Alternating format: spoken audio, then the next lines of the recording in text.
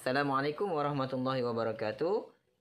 Kepada para siswa sekalian, alhamdulillah kita pada kesempatan kali ini bisa kembali bertemu dalam rangka mempelajari tentang kimia, yakni kimia di kelas 12, tepatnya pada pokok bahasan penyetaraan reaksi redoks. Baik, sebelum kita memulai pembelajaran kimia, kita berdoa dulu sesuai dengan agama dan kepercayaan masing-masing. Yang muslim akan Bapak pandu. Bismillahirrahmanirrahim. Rabbi shrah li sadri wa yassir li amri wahlul 'uqdatam min lisani yafqahu qawli. Rabbi zidni ilma warzuqni fahma. Baik, setelah kita berdoa, mudah-mudahan Allah Subhanahu wa taala memudahkan kita di dalam memahami pembelajaran ini, dan kemudian Allah menjadikan ilmu kita itu berkah, ya. Mudah-mudahan amin ya rabbal alamin. Baik, siswa-siswi sekalian, yang pertama kita lihat kompetensi dasar dari pembelajaran yang akan kita lakukan ini adalah menyetarakan persamaan reaksi redoks.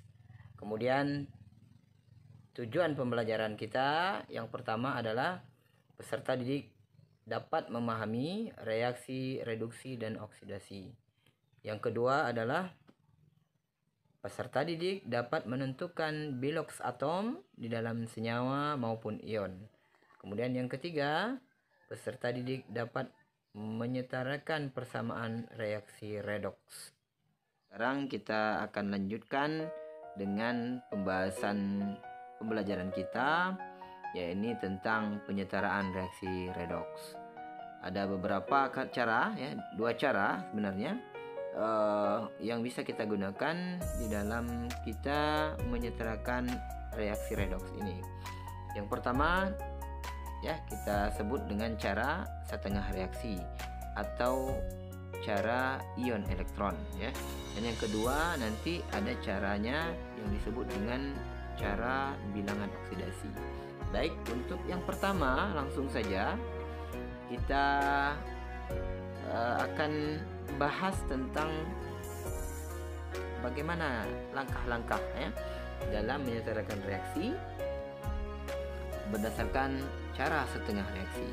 Kita mengetahui bahwa penyetaraan reaksi ini adalah cara kita untuk menyamakan jumlah atom yang berada pada sisi reaktan dengan jumlah atom pada sisi produk, ya. Oleh karena itu kita akan menggunakan beberapa cara, ya, dalam rangka mencapai reaksi yang setara itu tadi. Yang pertama kita lihat cara setengah reaksi. Apa ketentuannya?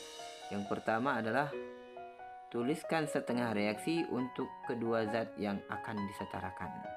Ya, jadi di dalam satu reaksi redoks itu sebenarnya dalam satu reaksi redoks itu terdiri dari dua reaksi. Ada reaksi setengah reaksi reduksi dan setengahnya lagi reaksi oksidasi. Nah, jadi untuk langkah yang pertama ini, maka kita pisah antara reaksi reduksinya dengan reaksi oksidasinya. Lanjut, yang kedua, caranya adalah setarakan unsur yang mengalami perubahan biloks. Jadi unsur-unsur yang nanti mengalami perubahan biloks kita akan samakan jumlahnya, ya. Kita akan samakan jumlahnya, jumlah atomnya di kiri dan di kanan. Terus yang ketiga, tambahkan 1 molekul air pada suasana asamnya yang kekurangan oksigen. Jadi kita tambahkan molekul air itu nanti kalau dia suasana asam, yang kita tambahkan adalah pada yang kekurangan oksigen. Ya, kalau yang kekurangan oksigennya adalah bagian reaktan, ya kita tambahkan di bagian reaktannya, sisi reaktannya. Kalau nanti yang kekurangan oksigennya yang di sisi produk, maka kita tambahkan molekul air itu di sisi produknya. Namun kalau dia suasananya adalah suasana basah, yang akan kita tambahkan air itu adalah yang kelebihan oksigen, ya. Tergantung, kalau yang kelebihan oksigennya sebelah kiri bersama reaksi, maka kita tambahkan molekul airnya di sebelah kiri. Tapi kalau yang kelebihan oksigennya sebelah kanan, ya kita tambahkan di sebelah kanan. Kemudian langkah selanjutnya adalah kita menyetarakan atom hidrogen dengan cara yang pertama, kalau dia suasana asam, kita tambahkan dengan menambahkan ion H+. Kalau dia suasananya asam. Ini tujuannya untuk menyetarakan atom hidrogen. Namun kalau dia suasananya suasana basa, dapat kita lakukan dengan menambahkan ion OH, ya. Kemudian kita menyetarakan muatan. Kita menyetarakan muatan ini caranya dengan menambahkan elektron, ya. Menambahkan elektron pada yang nanti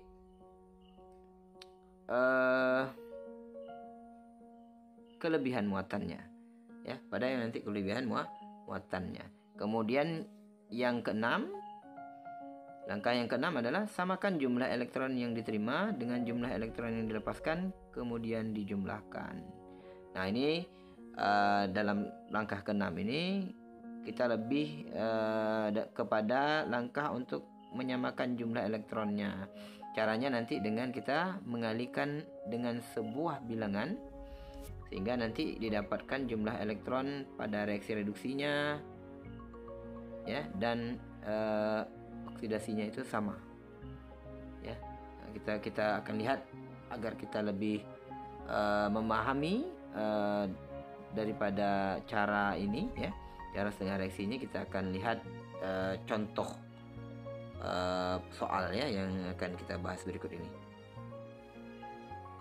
Baik, ini adalah contoh pertama dalam hal kita ingin menentukan atau menyetarakan, ya, menyetarakan suatu reaksi redoks. Ini contohnya adalah setarakan reaksi berikut. Reaksinya adalah MnO4- ditambah Cl- menghasilkan Mn2+ tambah Cl2. Ini suasananya adalah suasana asam, ya. Baik, kita akan lihat bagaimana caranya menyetarakan reaksi ini berdasarkan cara setengah reaksi atau ion elektron, ya.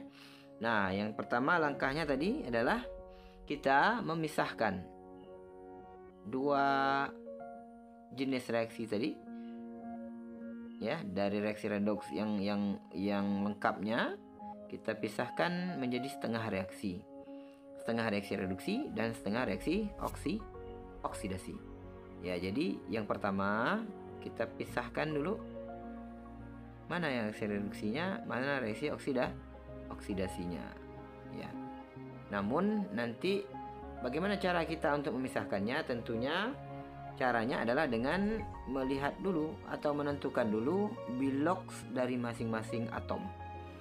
Kalau lah tahu, nanti kita sudah tahu kita bilok dari masing-masing atom itu, Mn berapa biloknya, Cl berapa biloknya, barulah kita bisa mengetahui yang mana nanti reaksinya reaksi reduksi dan mana reaksi oksidasi. Jikalau nanti Mn-nya, ya, Mn-nya itu mengalami penurunan, ya.